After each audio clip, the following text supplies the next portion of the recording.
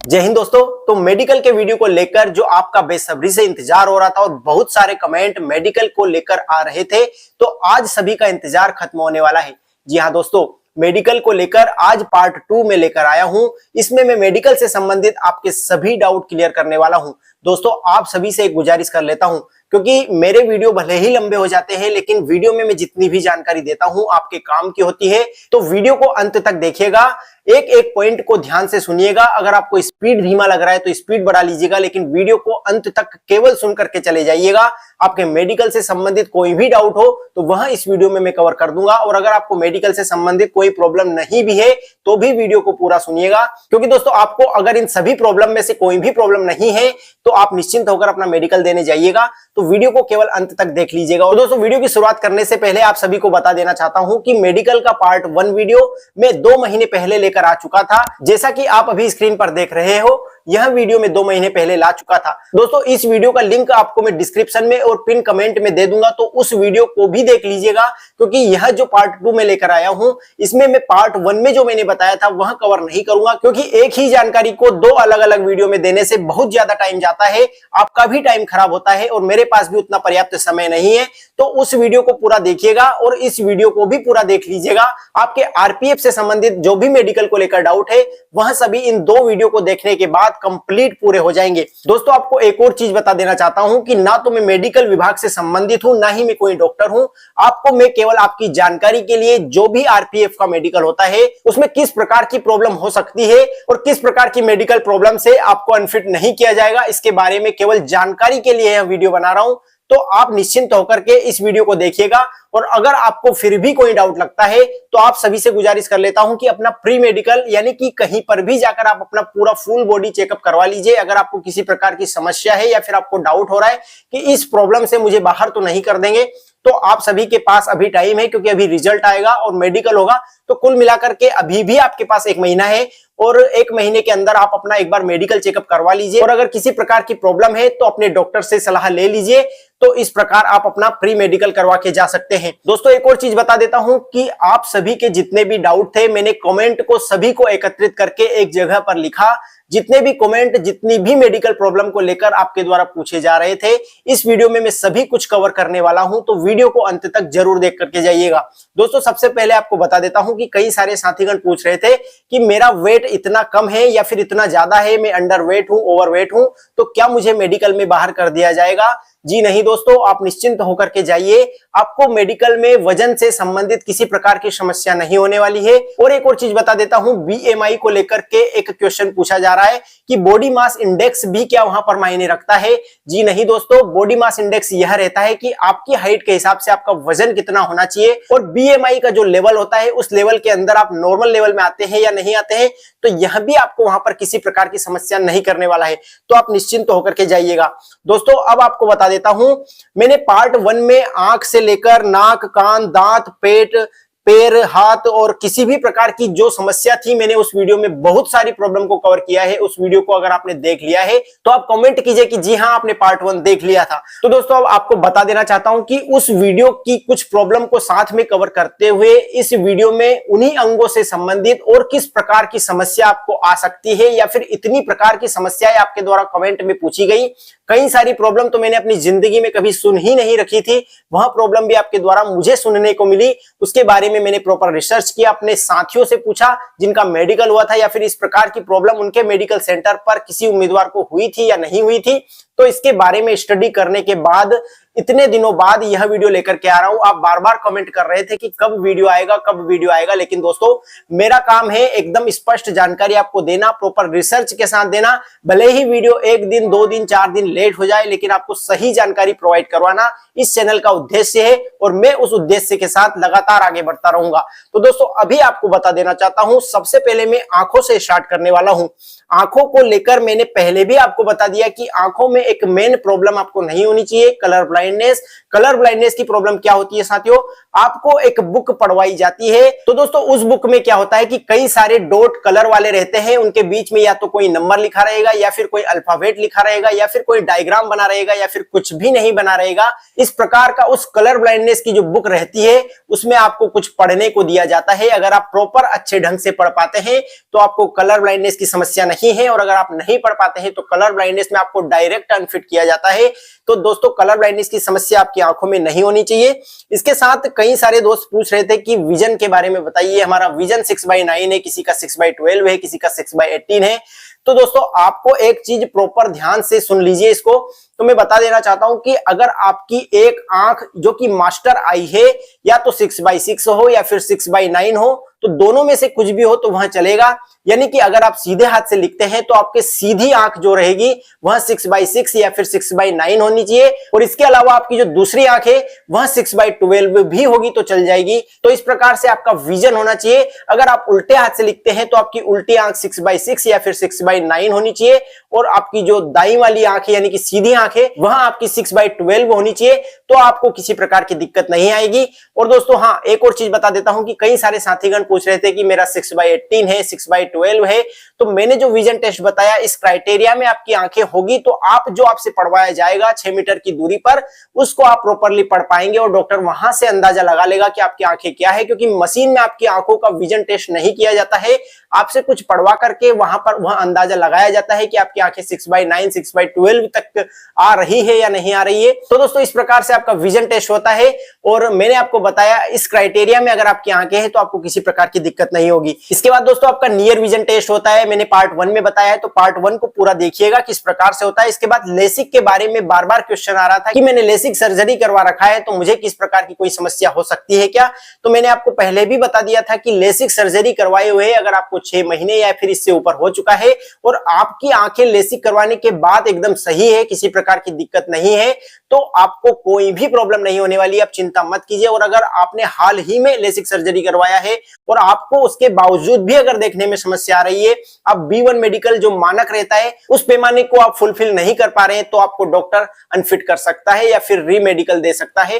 तो मैंने आपको बता दिया कि लेसिक सर्जरी में आपको किसी प्रकार की समस्या होगी या नहीं होगी। दोस्तों इसके बाद अगली समस्या है प्टेरेजियम। मैंने इसके बारे में पहली बार सुना जब एक सब्सक्राइबर ने इसके बारे में पूछा, मैंने इसके बारे में रिसर्च किया तो उसमें मुझे देखने को मिला कि जो आंखों का जो मांस रहता है ना, वह जो अपनी सफेद परत रहती है आंखों की, उसकी तरफ से धीरे धीरे जो काले हिस्से रहते हैं आंखों के यानी कि जो कार्निया रहता है उसकी तरफ बढ़ता है। तो इस प्रकार से आंखों में जलन की समस्या होती है, लाल होने लगते हैं, धूप से परेशानी होती है, और अगर यह ज्यादा बढ़ जाता है तो विजन पर इसकी समस्या होने लगती है। तो दोस्तों इसके बारे में आपको बता देता हूं कि अगर इससे आपको कोई ज्यादा प्रॉब्लम नहीं हो रही है या फिर आपको देखने में किसी प्रकार की समस्या नहीं हो रही है, तो डॉक्टर आपको उस टाइम पर टेम्पररी फिट देगा और आपको फिट कर देगा। किसी प्रकार से आपको ना तो रीमेडिकल देगा ना ही अनफिट करेगा।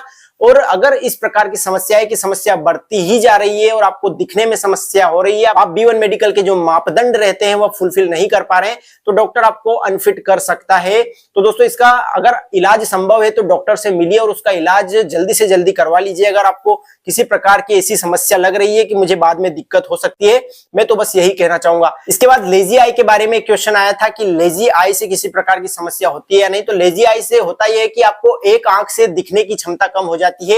एक आंख मतलब आपकी बाहर से तो दिखने में एकदम नॉर्मल लगती है कि किसी प्रकार की समस्या नहीं है, लेकिन आपको दिखने में उसमें समस्या होने लगती है। तो जब आपको दिखने में समस्या होगी और आपका मेडिकल होगा और आपकी एक आंख बंद करवाकर जब उस आंख से देखना आपको होगा जिस आंख से आपको दिखने में समस्या हो रही है, तो अगर आप वहां नहीं पढ़ पाएंगे जो आपसे पढ़वाया जा रहा है, या फिर जो सी लेटर लिखा रहता है या फिर ई लिखा रहता है उसका मुंह किस तरफ खुला है, उस टाइप के वर्ड अगर आपसे पढ़वाए जाते हैं, तो फिर आपको वहां पर डॉक्टर रीमेडिकल दे सकता है या फिर अनफिट कर सकता है अगर आप कुछ भी नहीं पढ़ पाएंगे। तो दोस्तों आप अपने अच्छे डॉक्टर से सलाह लीजिए, इसके बारे में अपनी प्रॉब्लम का इलाज करवाइए। तो दोस्तों मैंने आपको आंखों से संबंधित जो भी टेस्ट बचे थे, जो मैंने पहले पार्ट में कवर नहीं किए थे, उनके बारे में इस वीडियो में बताने का प्रयास किया। इसके बाद बात कर लेते हैं नाक के बारे में। तो नाक से संबंधित मैंने आपको पहले बताया था कि किसी प्रकार की समस्या नहीं होगी। डॉक्टर आपको नॉर्मली ऊपर से देखेगा कि आपके नाक नाक सीधी है या नहीं, अगर सीधी नहीं है तो अगर उनको कोई नाक की ये हड्डी जो रहती है वो टेढ़ी दिखती है तो डीएनएस की प्रॉब्लम उसको बोलते हैं। और डीएनएस की प्रॉब्लम में अगर आपकी नाक की हड्डी टेढ़ी है या फिर आपको सांस लेने में दिक्कत आ रही है या फिर किसी प्रकार से आपको सांस लेने में समस्या हो रही है तो डीएनएस की प्रॉब्लम उसे बोला जाता है। और दोस्तों इसका इलाज संभव होता है, उसका ऑपरेशन किया जाता है। और दोस्तों अगर आपने ऑपरेशन करवा लिया है और अब आपकी नाक एकदम सही हो गई है, किसी प्रकार की समस्या नहीं है, टेढ़ापन नहीं है, तो डॉक्टर आपको किसी भी प्रकार से अनफिट नहीं कर सकता, ना ही रीमेडिकल देगा, आपको बिल्कुल फिट कर दिया जाएगा, चिंता करने की बात नहीं है। दोस्तों इसके बाद कान को लेकर मैंने बताया था पहले पार्ट में भी कि कान आप बिल्कुल अच्छे से साफ करवा करके जाइएगा, कान में किसी प्रकार की गंदगी नहीं होना चाहिए। और आपको डॉक्टर वहां पर सुनने की क्षमता टेस्ट करने के लिए कुछ धीरे धीरे आपसे बात करेगा और उसी बातचीत के दौरान आपके अन्य टेस्ट चलते रहेंगे और उसी टेस्ट के दौरान आपकी परख कर लेगा कि आपके कान में समस्या है या नहीं। तो इस प्रकार से कानों का नॉर्मली टेस्ट होता है। और कई सारे साथीगण पूछ रहे थे कि क्या मशीन से चेक किया जाएगा? जी नहीं दोस्तों, वहां पर एक बीप सा साउंड कुछ बजता रहेगा, उस साउंड को आपको सुनना पड़ेगा। आपसे डॉक्टर पूछेगा कि आपके लेफ्ट साइड बज रहा है या फिर राइट साइड बज रहा है, आप अनुमान लगाइए, पीछे ऊपर नीचे, कभी बंद कर देगा और पूछेगा कि आपको आवाज आ रही है। अगर आप तुक्के मारेंगे या फिर बताएंगे इधर उधर का कि इधर की आवाज को इधर बताएंगे तो डॉक्टर वहां से अंदाजा लगा लेगा और आपको रीमेडिकल दे सकता है। तो आप अच्छे से कान की सफाई करके जाइएगा। इसके बाद दांत को लेकर कई सारे क्वेश्चन आए थे। एक क्वेश्चन आया था केवीटी को लेकर कि सर मेरे दांतों में केवीटी है, मैंने आरसीटी करवाया हुआ है, रूट कैनाल करवाया हुआ है, तो कोई समस्या होगी? जी नहीं दोस्तों, आपके दांतों में अगर रूट कैनाल आपने करवाया हुआ है या फिर केविटी की किसी प्रकार की समस्या है तो इसी समस्या से आपको अनफिट नहीं किया जाएगा, चिंता मत कीजिए, क्योंकि यह सभी समस्या ऐसी समस्या है जिनका की इलाज संभव है। और मेडिकल में एक चीज आप ध्यान रखिए कि वह सभी समस्याएं जिनका की इलाज संभव है उनका किसी प्रकार से इलाज करवाकर उनका निदान किया जा सकता है, तो आपको उस मेडिकल में बिल्कुल भी अनफिट नहीं किया जाएगा। क्योंकि दोस्तों हम एक मानव है, हमारा शरीर है, तो इसमें अगर किसी प्रकार की समस्या है, समस्या सभी को होती है, जो मेडिकल चेकअप करवा लेता है उसको समस्या नजर आ जाती है और जो मेडिकल चेकअप नहीं करवाता वह एकदम फिट लगने लगता है। तो अगर आपको समस्या है तो उसका निदान हो जाएगा, तो आपको अनफिट करने का कोई भी मामला वहां पर नहीं आएगा, चिंता मत कीजिए। इसके बाद कोई बोल रहा था कि मेरे डबल दांत है एक साइड या फिर मेरे दांत टूट गए हैं, मैं गिर गया था, तो क्या मुझे बाहर कर दिया जाएगा? बिल्कुल नहीं दोस्तों, आपको इसमें किसी प्रकार की समस्या नहीं होगी, चिंता मत कीजिए। इसके बाद पेट से संबंधित कुछ प्रॉब्लम को लेकर मैं कुछ पॉइंट उठा करके लाया हूं, क्योंकि आप में से साथियों ने पूछे थे हार्निया की प्रॉब्लम को लेकर। तो मैं इसमें बता देता हूं कि हार्निया की समस्या क्या होती है कि इसमें पेट में जो मांसपेशी होती है ना वो कमजोर हो जाती है, आपकी पाचन क्षमता कमजोर हो जाती है और आपको अंदर जलन करने लगती है। इस प्रकार से हार्निया की प्रॉब्लम रहती है। मैंने इसके बारे में जितना सुना, मैंने उसके बारे में जितना रिसर्च किया, साथियों से पूछा, उन्होंने मुझे यही बताया। तो दोस्तों हार्निया की प्रॉब्लम अगर आपको एक्टिव अभी आपको प्रॉब्लम है, आपका इलाज आपने नहीं करवाया है, तो आपको इस प्रॉब्लम में अनफिट किया जा सकता है, बिल्कुल आपको अनफिट किया जा सकता है। और अगर आपने ऑपरेशन करवा लिया है या फिर पूरी तरह से फिट हो चुके हैं तो आपको किसी प्रकार की दिक्कत नहीं आएगी। डॉक्टर पर निर्भर करता है कि उस प्रॉब्लम को वह किस प्रकार से देखते हैं, या फिर आपको रीमेडिकल देकर अगले रीमेडिकल की जो प्रोसेस में चेकअप किया जाता है उसमें फिट कर सकते हैं। तो दोस्तों आपकी जो भी प्रॉब्लम है मैं सिर्फ उसकी जानकारी उस हिसाब से दे रहा हूं जिस हिसाब से मैंने अपने मेडिकल के दौरान या फिर अपने अन्य साथियों जो रेलवे सुरक्षा बल में उनसे पूछा है, तो उस प्रॉब्लम के हिसाब से मैं अपने जवाब दे रहा हूं। बाकी दोस्तों एक चीज और बता देता हूं कि अलग अलग रेलवे हॉस्पिटल के आधार पर अलग अलग डॉक्टर की जो कमेटी रहती है उनकी सोच के आधार पर या फिर उन प्रॉब्लम के हिसाब से वहां पर चेकअप किया जाता है या नहीं, उसके हिसाब से वहां पर निर्भर करेगा कि आपको फिट करेंगे या अनफिट करेंगे। क्योंकि कई सारी प्रॉब्लम का चेकअप कई सारे हॉस्पिटल में कई सारे डॉक्टर द्वारा नहीं किया जाता है।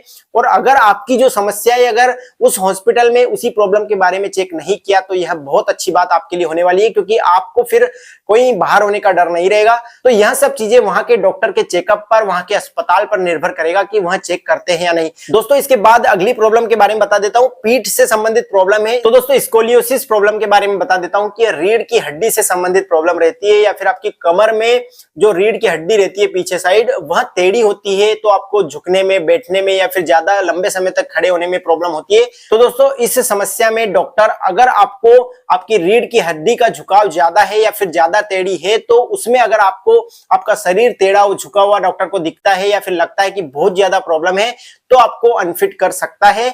या फिर दोस्तों एक चीज बता देता हूं, क्योंकि आप आरपीएफ का इतना हार्ड फिजिकल पास करके आए हैं, तो आपके खड़े होने से प्रॉब्लम, मुझे नहीं लगता कि डॉक्टर इस समस्या को लेकर अनफिट करता है। मैंने एक दो साथियों से पूछा तो उन्होंने बोला कि कई सारे साथियों को इस प्रकार की प्रॉब्लम हमारे मेडिकल चेकअप के टाइम पर आई थी, तो डॉक्टर ने उसको अनफिट नहीं किया, उन्होंने उसका इलाज बताया। और दोस्तों इसका इलाज संभव है, आप इलाज करवाइए।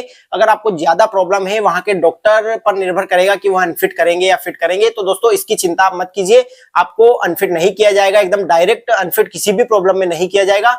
डॉक्टर बहुत सपोर्टिव होते हैं और आरपीएफ का मेडिकल B1 कैटेगरी का होता है, आर्मी या फिर एसएससी जीडी का मेडिकल टाइप का नहीं होता है। कई सारे साथी पूछते हैं कि हमारा एसएससी जीडी में इस प्रॉब्लम को लेकर के मुझे अनफिट किया, इस प्रॉब्लम से मुझे फिट किया।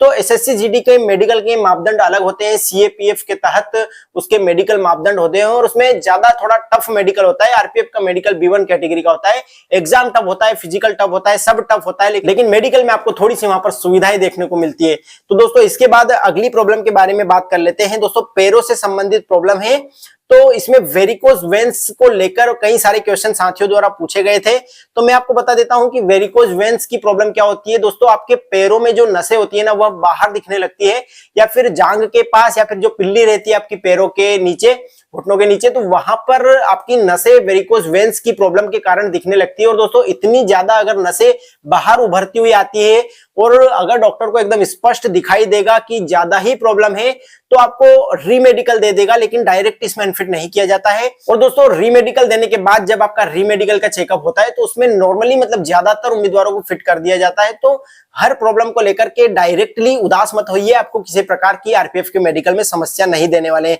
इसके बाद नोकनी की प्रॉब्लम के बारे में बता देता हूं। नोकनी आपके पैरों के बीच में कितना गैप है, या तो आपके पैरों का झुकाव अंदर की तरफ ज्यादा है या फिर बहुत ज्यादा बाहर की तरफ खुले हुए हैं, तो नोकनी में इस प्रकार की समस्या को देखा जाता है। लेकिन आरपीएफ के मेडिकल में नोकनी की समस्या को भूल जाइए, नोकनी में आपको किसी भी प्रकार की प्रॉब्लम नहीं देंगे। फ्लैट फुट को लेकर समस्या बार बार पूछी जाती है, फ्लैट फुट में क्या होगा। फ्लैट फुट के बारे में बता देता हूं कि फ्लैट फुट आपका अगर है और अगर आपका तलवा एकदम बराबर सीधा लग रहा है और डॉक्टर अगर चेक करता है, तो आपको फ्लैट फुट में रीमेडिकल दिया जा सकता है। लेकिन दोस्तों फ्लैट फुट, मैंने कितने सारे दोस्तों से पूछा, फ्लैट फुट वहां पर चेकअप नहीं करवाया जाता है, क्योंकि फ्लैट फुट दिक्कत तब देता है ना जब आप फिजिकल पास ही नहीं कर पाएंगे। फिजिकल आप इतना हार्ड भाग करके, रनिंग करके पास करके आए, सब कुछ फिजिकल एक्टिविटी आपने पास की, फ्लैट फुट से आपको किसी प्रकार की समस्या नहीं देने वाले हैं। चिंता करके मत जाइए किसी प्रकार की प्रॉब्लम को लेकर। तो दोस्तों हाथ और पैर को मिलाकर यह क्वेश्चन है, इसमें पूछा गया था कि अगर उंगली कट जाए तो क्या होगा। दोस्तों उंगली कटने का मतलब है, एक तो होता है कि सब्जी काटते काटते कुछ काम करते हुए उंगली कट गई, खून निकल गया। तो इस प्रकार की अगर कटने से संबंधित आपको पूरे शरीर में किसी भी प्रकार की समस्या है, तो उंगली कट गई, आपका कुछ भी हो गया, तो इस प्रकार की समस्या से आपको कोई भी दिक्कत नहीं होने वाली है, डायरेक्ट आप फिट रहेंगे। और अगर आपकी उंगली कट करके अगर अलग ही हो गई हाथ की या फिर पैर की, तो फिर उसमें डॉक्टर देखेगा, क्योंकि मेडिकली फिट होना चाहिए। आरपीएफ एक फोर्स है और पुलिस की नौकरी में आपके सभी अंग एकदम स्वस्थ होने चाहिए, आपके हाथों की उंगलियां बराबर होनी चाहिए, मतलब कटनी नहीं चाहिए दोस्तों। तो आपको इस प्रकार से समस्या हो सकती है। लेकिन दोस्तों अगर आप मेडिकल देने जा रहे हैं, उसके पहले आप अपने शरीर का एकदम प्रॉपर ध्यान रखिए। हर एक्टिविटी करने से पहले सोचिए, कहीं पर जाने से पहले आप एक बार सोचिए, क्योंकि आपका मेडिकल होने वाला है और मेडिकल में आपको फिट लेना है, तो आपको अपना ध्यान रखना होगा। आप अपने हाथ पैर की उंगलियां इनको बचा करके रखिए, क्योंकि अलग हो जाना एकदम डायरेक्ट मेडिकल में अनफिट माना जाता है। तो इस प्रकार की समस्या से थोड़ा बचते रहिए। और इसके बाद एक क्वेश्चन आता है कि कैरिंग एंगल को लेकर। दोस्तों जब आपके हाथों को ऐसे सीधा करवाया जाता है, तो आपके हाथों का कैरिंग एंगल कितना ज्यादा है उसको उसमें देखा जाता है, तो उसको डिग्री से मापा जाता है। लेकिन आरपीएफ के B1 मेडिकल में ये सब माप वाप नहीं किया जाता है, नॉर्मली आपसे हाथ करवाएगा और आपको डायरेक्ट फिट दे देगा। मैं आपको भरोसा दिलाता हूं कि कैरिंग एंगल में भी आपको किसी प्रकार की समस्या नहीं होगी। इसके बाद दोस्तों हाथों से संबंधित एक क्वेश्चन आया था कि हाथ में पसीना आता है दोस्तों, तो हाइपर हाइड्रोसिस इस प्रॉब्लम को बोला जाता है, तो इससे कोई समस्या होगी क्या? जी नहीं दोस्तों, घबराने की कोई बात नहीं है। हाइपर हाइड्रोसिस प्रॉब्लम या फिर हाथ में पसीने की प्रॉब्लम को लेकर आपको किसी प्रकार की समस्या आगे नहीं आने वाली है, चिंता मत कीजिए। इसके बाद दोस्तों बता देता हूं प्राइवेट पार्ट को लेकर।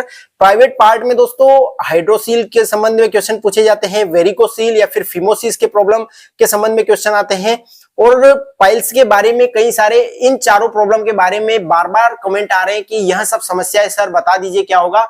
तो एक चीज आपको बता देता हूं कि प्राइवेट पार्ट का चेकअप भी आपका नॉर्मली तरीके से किया जाता है। इसका चेकअप हार्ड तरीके से नहीं होता है, आपको प्रॉपर देखा जाएगा। दूर से ही देख करके डॉक्टर ज्यादातर चेक करते हैं, लेकिन अगर उनको लगता है कि किसी प्रकार की समस्या है तो फिर आपको छू करके चेक कर सकते हैं। और दोस्तों मैं आपको बता देता हूं कि डॉक्टर पर निर्भर करेगा। डॉक्टर उस प्रॉब्लम को अगर ज्यादा जटिल मानते हैं तो उस प्रॉब्लम में आपको अनफिट कर सकते हैं, और अगर उनको लगता है कि इसका इलाज संभव है, आगे जाकर के यह समस्या ठीक हो जाएगी, तो आपको बिल्कुल फिट कर देंगे या फिर रीमेडिकल देकर के रीमेडिकल में आपको फिट कर देंगे। लेकिन दोस्तों डायरेक्ट आपको आरपीएफ के मेडिकल में, B1 मेडिकल में अनफिट नहीं करेंगे। केवल कलर ब्लाइंडनेस की समस्या आपको नहीं होनी चाहिए, बाकी सभी प्रॉब्लम में आपको नॉर्मली रीमेडिकल दे देंगे। अगर ज्यादा प्रॉब्लम है तो रीमेडिकल में आपको फिट कर दिया जाएगा, चिंता मत कीजिए। और इन सभी प्रॉब्लम के बारे में, जो आपने 4 प्रॉब्लम मैंने अभी बताया, उनके बारे में वह सिर्फ डॉक्टर डिसाइड करेंगे। मैं केवल यह बता सकता हूं कि आपको डायरेक्ट अनफिट नहीं करेंगे, चिंता मत कीजिए। इन सभी प्रॉब्लम में आप एकदम सेफ है, और अगर आपने इनका इलाज करवा लिया है या फिर वह प्रॉब्लम पुरानी हो चुकी है और अभी आपको किसी प्रकार की दिक्कत नहीं है, तो आपको इनमें किसी प्रकार की समस्या नहीं होने वाली है। इसके बाद दोस्तों टैटू के बारे में मैंने पहले पार्ट में बता दिया है कि टैटू कितना छोटा होना चाहिए, और इसमें मैं आपको बता देता हूं कि टैटू जो रहता है दोस्तों आपकी वर्दी के अंदर, अगर आप वर्दी अपना पहनते हैं या तो आपकी हाफ वर्दी रहती है यहां तक की, या फिर जो ठंडी में आप फुल वर्दी पहनते हैं, अंगोला पहनते हैं, उसमें आपके टैटू छुप जाते हैं, तो आपके यहां हाथों से अंदर अंदर या फिर आपके शर्ट के ऊपर या पैंट के ऊपर। लेकिन दोस्तों अगर बड़े टैटू है तो अभी बोलता हूं कि अभी भी आपके पास समय है, उन्हें हटवा लीजिए। लेकिन छोटे मोटे टैटू जो भी धार्मिक संबंधित होते हैं, जैसे ओम बना हुआ है, किसी ने अपनी माँ का नाम लिखवाया है, तो वह हाथ के अंदर है या फिर चेस्ट पे कहीं पर भी उन्होंने लिखवाया, तो उससे आपको किसी प्रकार की समस्या नहीं होगी। और पार्ट 1 में मैंने इसके बारे में ब्रीफ में बताया है, तो उसको जरूर देख लीजिएगा। फ्रैक्चर को लेकर बता देता हूं कि अगर आपका हाथ पैर या फिर कहीं पर भी आपको फ्रैक्चर पहले हुआ था और उसका आपने इलाज करवा लिया, ऑपरेशन हो गया, अभी आप एकदम ठीक है, किसी प्रकार की समस्या नहीं है, तो बिल्कुल किसी प्रकार की प्रॉब्लम आपको इस मेडिकल में नहीं आने वाली है, आप एकदम फिट है। इसके बाद दोस्तों साइनस की प्रॉब्लम को लेकर बार बार पूछे जाते हैं, तो दोस्तों साइनस की प्रॉब्लम में अगर आपने इलाज करवा लिया है और अभी उसके कोई लक्षण नहीं है तो कोई दिक्कत नहीं आएगी। और अगर डॉक्टर को एक्टिव कोई लक्षण उस प्रकार की समस्या से संबंधित लगे तो डॉक्टर उसमें आपको रीमेडिकल दे सकता है और ज्यादा समस्या होने पर अनफिट भी कर सकता है। लेकिन दोस्तों आप निश्चिंत रहिए, मैं हर बार यह बात आपको नहीं बता सकता। दोस्तों इसके बाद पिंपल के बारे में पूछ रहे थे कि फेस पर पिंपल हो गए तो क्या पिंपल में अनफिट कर देंगे? जी नहीं दोस्तों, पिंपल से आपको किसी प्रकार की समस्या नहीं होने वाली, चिंता मत करो।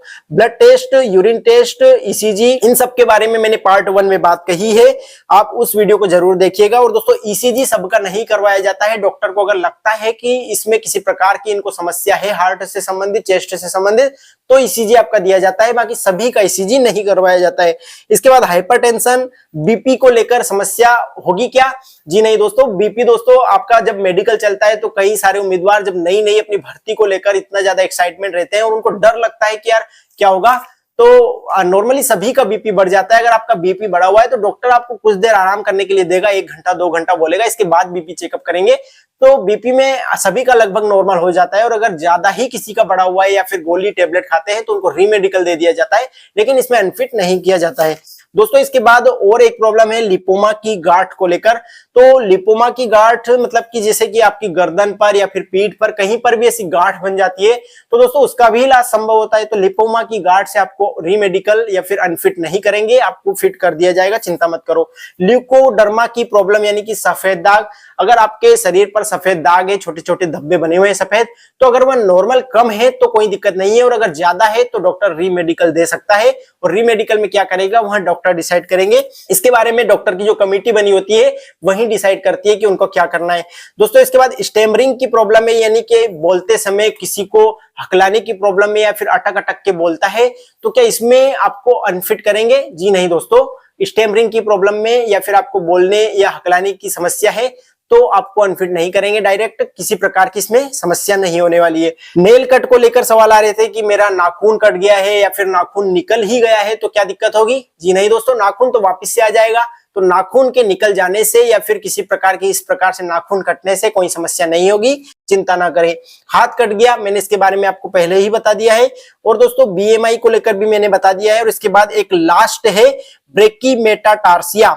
ब्रेकीमेटाटार्सिया मतलब कि इसमें जो दोस्तों होता है ना, उंगली या फिर उंगली की जो हड्डी रहती है या फिर वो जैसे कि ये 4 उंगलियां अपनी, तो इन चारों में से इस उंगली की हड्डी अगर छोटी है तो यह उंगली और यह उंगली एकदम बराबर हो जाती है, तो ब्रेसी मेटाटार्सिया की प्रॉब्लम में इस प्रकार की समस्या होती है। दोस्तों अगर आपकी उंगली छोटी है या फिर हड्डी छोटी है तो कोई दिक्कत नहीं है, लेकिन हड्डियां अगर टूटी हुई है, आपने उसका इलाज नहीं करवाया है और डॉक्टर उसको अगर एक्सरे करता है और अगर उसमें पाता है तो आपको इसमें समस्या हो सकती है। बाकी दोस्तों जो भी सवाल आपके अगर अभी भी कुछ सवाल रह गए हैं कि इसमें कोई मेरे को दिक्कत होगी या नहीं होगी, तो आप पार्ट 1 देखिए, क्योंकि पार्ट 1 में मैंने बहुत मेहनत की है। 23 मिनट से ऊपर का वीडियो है, उस वीडियो में कई सारी प्रॉब्लम के बारे में मैंने बातचीत की है। तो उस वीडियो को पूरा देखने के बाद इस वीडियो को पूरा देख लीजिए। तो दोनों वीडियो देखने के बाद भी अगर आपकी कोई समस्या रह जाती है या फिर कोई सवाल या फिर आपके सुझाव रह जाते हैं तो आपके लिए कमेंट बॉक्स ओपन है, कमेंट बॉक्स में आप अपना कमेंट कीजिए।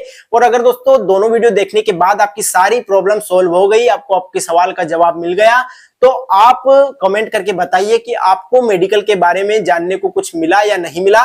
दोस्तों देखो, मैंने अपनी तरफ से सारा प्रयास किया, मैंने अपनी तरफ से जो मैं बता सकता था कि इसमें आपको समस्या होगी या नहीं होगी, मैंने उसके बारे में बताया। और अगर आपको इसके बावजूद भी अगर आपको लगता है कि मुझे दिक्कत हो सकती है, तो मैं आपको पहले भी बता चुका हूं कि आप अपना मेडिकल पहले से डॉक्टर के पास करवा लीजिए। और किसी प्रकार की समस्या में आपको लगता है कि मैं अनफिट तो नहीं हो जाऊंगा, तो आप उसकी डॉक्टर से बिल्कुल सलाह लीजिए, उसका इलाज करवाइए, अभी आपके पास समय है। और बाकी मैंने जो बताया, मैंने सब जानकारी एकदम स्पष्ट तरीके से जानकारी लेने के बाद ही इस वीडियो को बनाया है। और मैं डॉक्टर नहीं हूं, डॉक्टर डिसाइड करेंगे कि आपका मेडिकल में अनफिट करेंगे, फिट करेंगे या फिर रीमेडिकल देंगे। मैंने आपको जानकारी के लिए इस वीडियो को बनाया और आपकी ज्यादा डिमांड थी तो मैंने उस वीडियो के लिए मेहनत करके बनाया। नाइट ड्यूटी करने के बाद भी मैं आपके लिए दिन में जग करके वीडियो बना रहा हूं और इसके बाद एडिट करके उसको अपलोड करने में बहुत ज्यादा मेहनत लगती है। तो दोस्तों मेरी मेहनत के लिए वीडियो को लाइक करके जरूर जाइएगा, आप वीडियो को हाइप कर दीजिएगा। आप वीडियो को पहले 7 दिनों तक ही हाइप कर सकते हैं। और दोस्तों आप इस वीडियो को या फिर मेरे वीडियो को सप्ताह में 3 बार हाइप कर सकते हैं आपके आईडी के माध्यम से, तो हाइप जरूर कीजिएगा दोस्तों। और अगर आपको मेहनत पसंद आई तो आप मेहनत के लिए प्यारा सा कमेंट जरूर करके जाइएगा, मुझे बहुत मोटिवेशन मिलता है आपके कमेंट पढ़ करके। तो दोस्तों मिलेंगे अगली जानकारी भरी वीडियो में, तब तक के लिए जय हिंद, जय भारत।